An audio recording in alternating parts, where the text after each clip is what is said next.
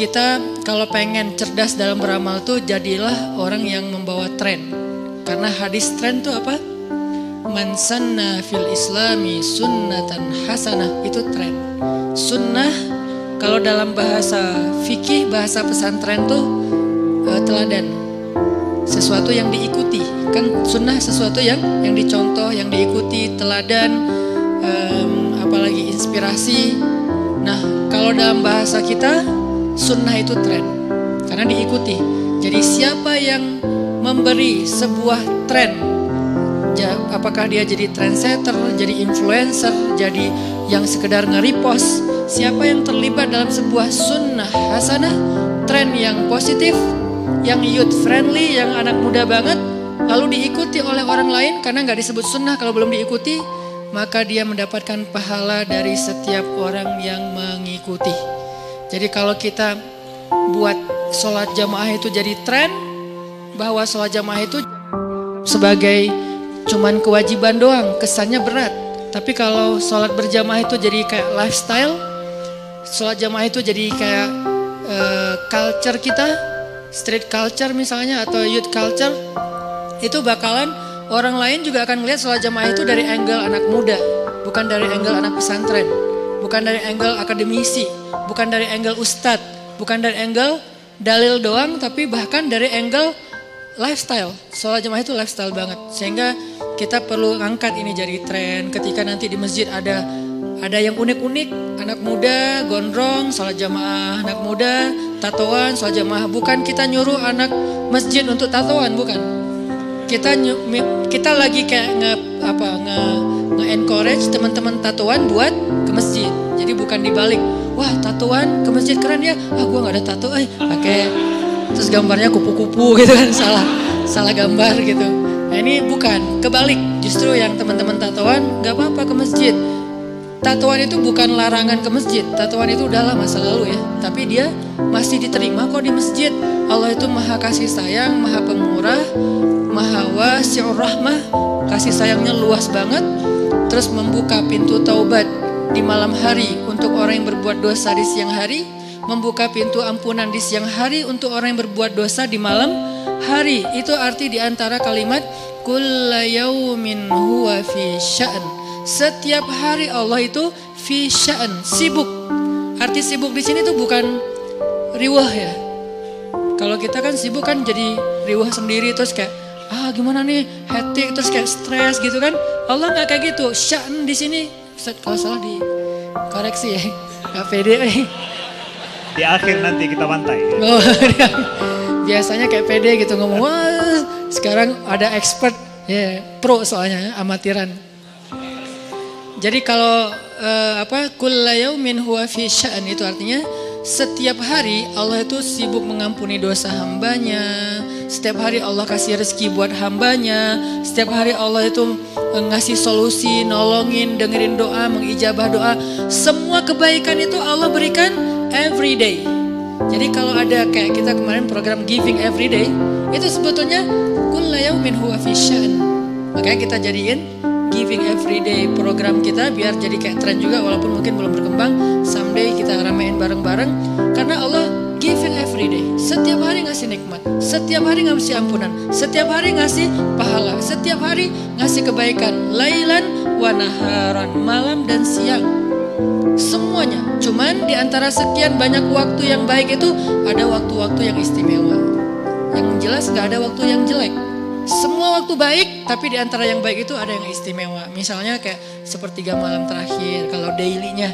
Kalau weekly-nya Jumat, kalau monthly-nya pertengahan Ayyamul Bait, kalau kalau setahunnya Ramadan gitu kan. Ramadan juga nanti semua hari di bulan Ramadan baik, tapi nanti ada Lailatul Qadar, malam tertentu di 10 terakhir, kayak gitu-gitu. Yang jelas ya setiap hari aja, sehingga mudah-mudahan kita yang mencontohkan ini sebagai sebuah habit, lifestyle, begitu diikuti oleh orang lain, bukan kita udah suci, bukan kita udah bener, tapi kita pengen bareng-bareng deh yuk kita ke surga ngegeng gitu kan. Karena orang di akhirat itu nanti masuk surga juga ngegeng. Gimana ayatnya? Ashtatan liyurau a'malahum. Ashtad itu kalau terjemahan standar yang mainstream itu berkelompok-kelompok. Kalau terjemahan youth, anak muda, berkomunitas-komunitas, bergeng-geng, bergrup-grup WhatsApp. Itu ashtatan. Jadi kalau kita grup WhatsApp-nya saling menguatkan support untuk tahajud, berarti grup itu insya Allah nanti jadi grup di padang mahsyar. Grup apa itu? Grup tahajud. Grup apa itu? Grup sedekah. Grup apa itu? Grup taklim. Grup apa itu? Grup move on dari mantan misalnya kan ya. Ya apapun lah ya, yang jelas positif gitu kan. Sehingga nanti di padang mahsyar kalian akan melihat orang itu berkelompok-kelompok. Sesuai dengan apa? Sesuai dengan a'malahum. A'malahum kalau terjemahan mainstream amal. Kalau buat saya a'malahum itu activity. Activity apa yang mereka cukup jelas jadi kayak dominan gitu ya. Kita kan kalau ngelihat teman kita teringat sesuatu yang dominan pada dirinya kan. Misalnya ngelihat teman kita yang kita ingat dari dia itu apa? Dia tuh senang, misalnya anaknya tuh senang olahraga apa. Kita ngelihat teman kita walaupun hidupnya bukan olahraga terus kan. Pasti ada activity yang lain. Cuman kayak yang terkesan dari dia tuh anak apa misalnya, anak parkur misalnya. Terus ada lagi teman kita ngelihat dia tuh apa sih anaknya yang paling terkesan buat kita, dia orangnya pemalu. Satu lagi orangnya dia yang paling dominan apa? Malu-maluin. Misalnya macam-macam kan ya, ada yang berbeda-beda. Terus ada yang ini misalnya cerewet, yang ini pendiam, yang ini orangnya kayak perfeksionis, yang ini idealis, yang ini kaku, yang ini humble, yang ini masing-masing orang punya sesuatu yang mewarnai dirinya dan itu cukup terkesan. Nah ini namanya a'malahum. Pastinya amal di sini bukan hanya satu amal, cuman mana sih yang kita udah jadi kayak udah ngeklik gitu ya, udah jadi diri kita. Misalnya kayak orang yang rajin sholat malam, orang yang pernah sholat malam namanya qaim, yang pernah sholat malam. Kalau rajin sholat malam, qawwam. Orang yang sesekali puasa, shaim. Kalau udah sering puasa, shawwam. Cewek yang pernah sholat malam, qaimah. Yang pernah puasa, shaimah. Ya benar, shaimah itu artinya pernah puasa gitu, pernah ya. Kalau sering puasa, shawwamah. Kalau sering sholat malam, qawwamah. Kan Hafsah istri Nabi itu shawwamah, qawwamah. Rajin puasa di siang hari, rajin tahajud di malam hari. Nah berarti ada yang dominan dari Sayyidah Hafsah. Dari Sayyidah Aisyah yang dominannya apa? Brilliant, smart, cerdas banget. Belum lagi nanti sisi fisiknya Humairah dan seterusnya dipanggil sama Nabi Aish ya. Sampai di Sunda jadi Eis misalnya. Ya beda-beda tipis lah ya. Karena orang Sunda gak bisa bilang Ain jadinya E. Ya Aish, ya Eis. Mirip-mirip dikit lah ya. Ini menunjukkan bahwa nanti di padang mahsyar tuh kita teman-teman bakalan bergeng-geng juga. Jadi emang kehidupan akhirat itu nanti kita juga akan bakalan di satu-satuin lagi nih. Gengnya sesuai dengan amal kita atau aktivitas kita. Mudah-mudahan dengan kita kayak sekarang dan dawam artinya terus menerus, kita bisa jaga sampai akhir hayat kita untuk selalu hadir dalam taman-taman surga, yaitu majelis ilmu, tongkrongan zikir. Kelak nanti ketika kita dibangkitin di padang mahsyar, kita akan dibangkitkan dalam keadaan terhormat, dalam keadaan spesial, VVIP, dapat naungan Allah di antara 7 komunitas manusia yang dapat naungan Allah. Mudah-mudahan kita dapat bukan hanya satu ya, tapi beberapa tiket. Karena ada 7 tiket sebetulnya. Ya setidaknya kita dengan dawam kayak gini tuh udah dapat 1 tiket, yaitu syab nasya'a fi ibadatillah, pemuda yang tumbuh dalam keadaan dekat sama Allah. Tumbuhnya dengan belajar, tumbuhnya dengan hadir dalam tongkrongan ilmu, tumbuhnya dalam masjid, tumbuhnya dalam masyarakat yang dia menjadi orang yang khairun nas, anfa'uhum linnas. Belum lagi nanti kalau kita bisa di sini tuh membiasakan diri juga menangisi dosa. Kemudian simulasi itu bisa kita praktekin nanti pas kita lagi me time. Kapan kita me time-nya? Sepertiga malam terakhir.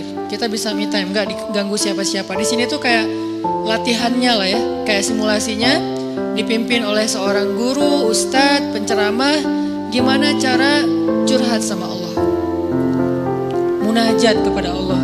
Kayak Nabi Zakaria, idnada rabbahu nidaan khafiyya, ketika beliau curhat sama Allah dengan suara yang lirih.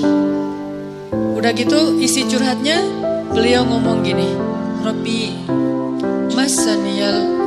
Rabbi wahanal 'azmu minni washta'ala ar-ra'su syaiba walam akum bidu'aika rabbi syaqiyya wa inni khiftul mawaliya min wara'i wa kanat imra'ati 'aqira fahabli min ladunka waliyya yarithuni wa yarithu min ali ya'qub waj'alhu rabbi radiyya. Ini hanya simbolik dari konten curhatnya Nabi Zakaria. Kalau dibahas semua panjang banget, ada di surat Ali Imran juga. Gimana Nabi Zakaria, hunalika da'a Zakaria rabbah rabbi habli min ladunka dzurriyyatan thayyibah, dan seterusnya. Artinya dalam forum atau momen ini nih, pas kita lagi nongkrong kayak gini, kita lagi belajar simulasi curhat. Walaupun udah curhat sebetulnya, udah udah doa, dan itu bukan sekedar latihan yang ini nggak seriusan ya, ini nggak beneran ya, kayak simulasi atau latihan bencana gitu kan ya. Tapi ini bener-bener ya udah terjadi sih, udah curhat sama Allah, cuman belum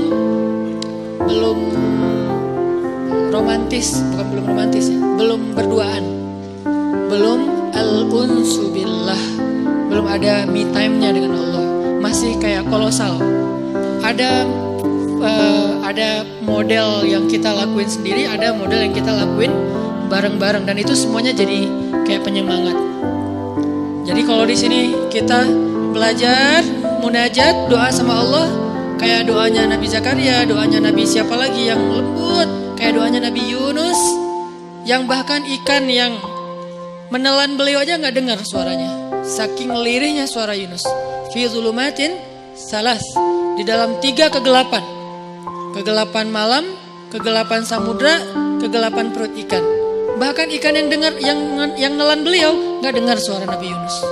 Nggak sampai ini ngapain sih orang di dalam kok diam-diam aja, diam-diam baik.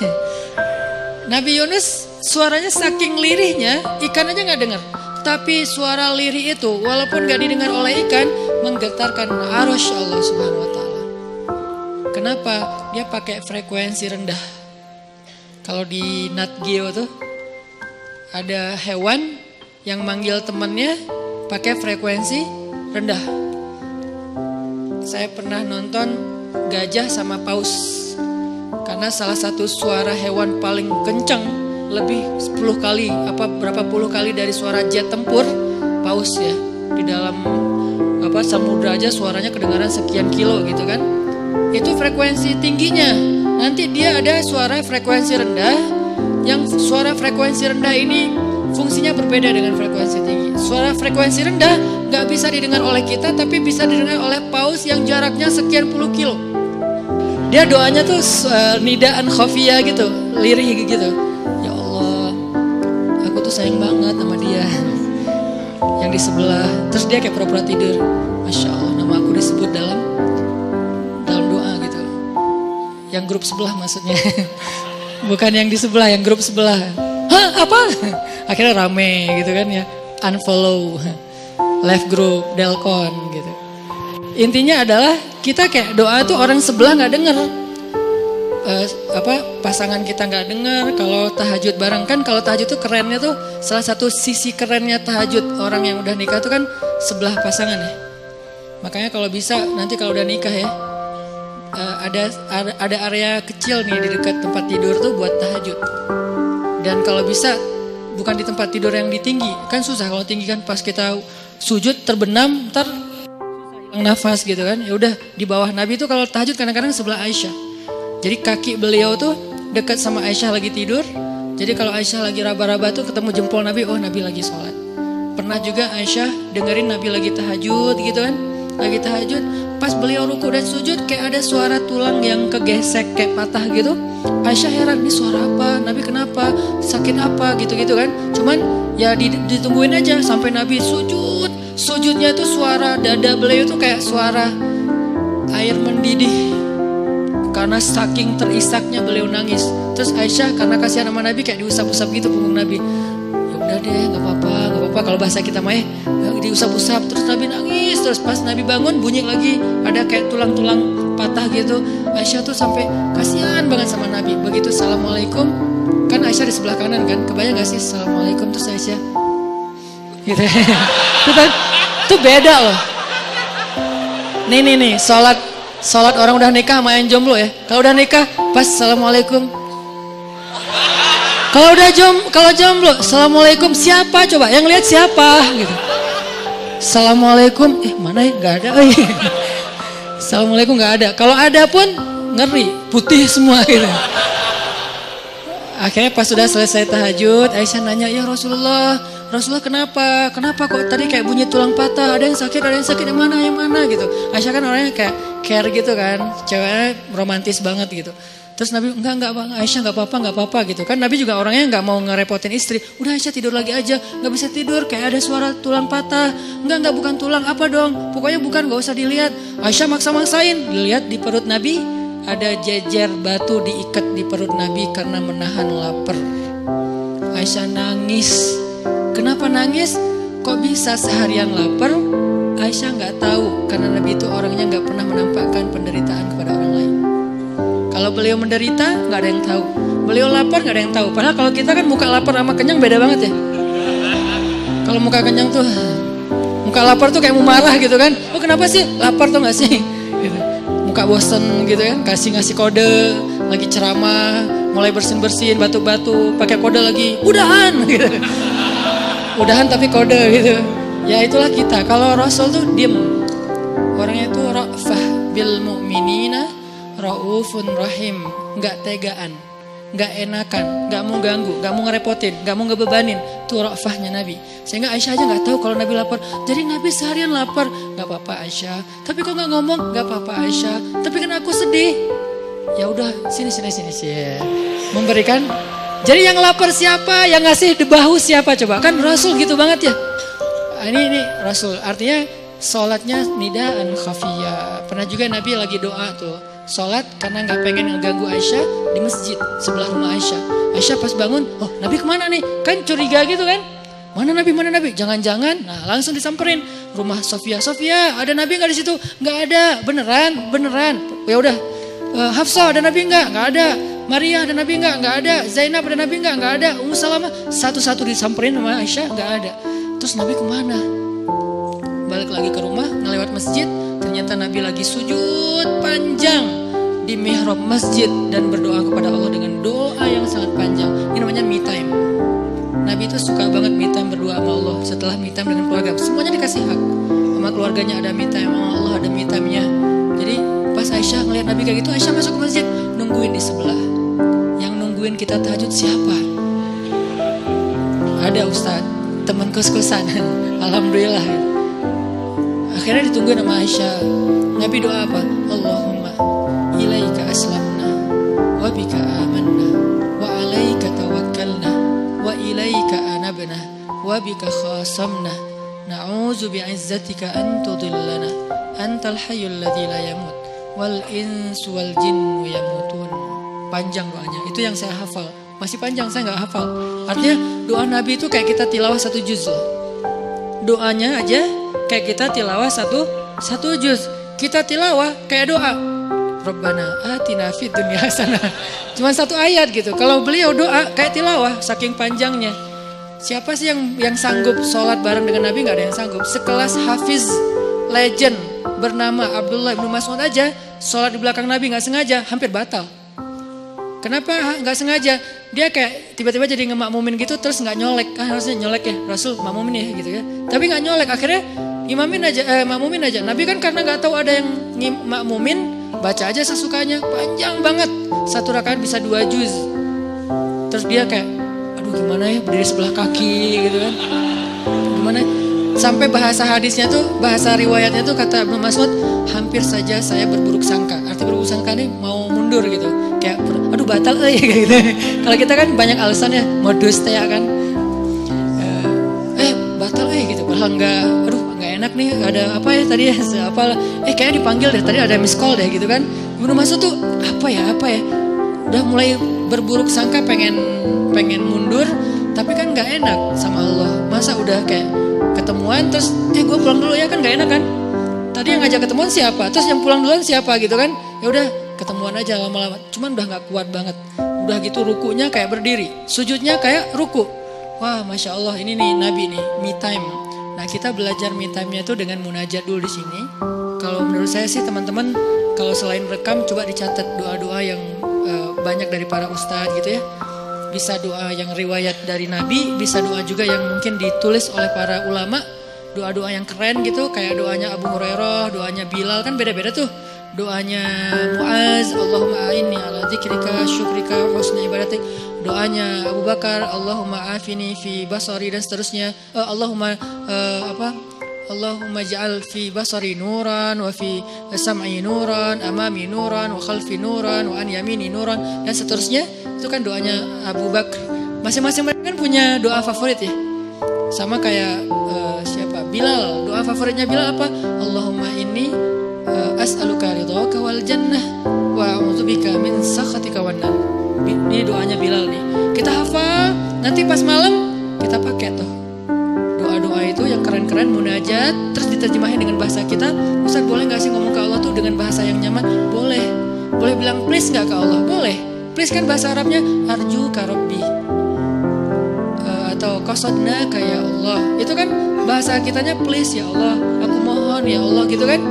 Boleh-boleh aja. Allah kok please.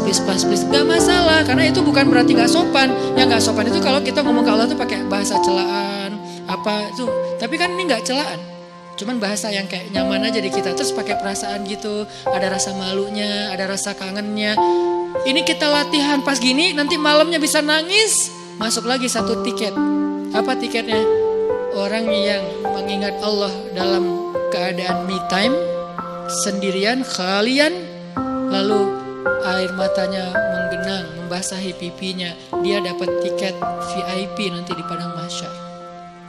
Jadi kita tuh mudah banget loh. Allah tuh mempermudah banyak urusan, karena Allah tuh gak mau ribet, gak mau nyusahin kita. Yuridullahu bikumul yusra wala yuridu bikumul usr. Ma anzalna alaikal Qur'an litashqa. La yukallifullahu nafsan illa usaha. Fattakullaha mastata'tum. Semua ini ayat kemudahan. Allah pengen memudahkan kalian. Allah gak pengen nyusahin kalian. Allah tidak menurunkan Al-Quran untuk menyulitkan kalian. Allah tidak membebankan kepada kalian apa yang kalian gak sanggup. Bertakwalah kepada Allah semampu kalian. Bukan haqqa tuqatih. Itu diganti dengan pertama ittaqullaha haqqa tuqatih. Sahabat ngeluh, ya Rasulullah gak kuat lagi. Fattakullaha mastata'tum. Kalau gak bisa haqqa tuqatih gak apa-apa. Mastata'tum, semampu kalian. Ini artinya gampang lah sebetulnya pengen dekat sama Allah mah. Allah tuh gak ada birokrasi yang ribet. Kita dekat aja, duduk di sini udah dekat, menunggu waktu sholat udah dapat pahala kayak jihad ribet. Ini mudah-mudahan kita jaga nih, jadi sebuah tren, kemudian habit, kemudian culture. Kalau udah jadi culture, insya Allah tuh udah akan luar biasa. Jadi udah akan bertahan lama gitu ya. Dimulai dari tren, terus jadi habit secara personal, lama-lama jadi culture di antara kita secara kolosal atau sosial. Lalu diikuti oleh orang lain, kita dapat pahala. Kan keren banget ya, beramal dengan tren kan. Makanya saya bilang dakwah kita itu menyebarkan pesan lewat tren. Makanya namanya pesan_tren, bukan pesan tren.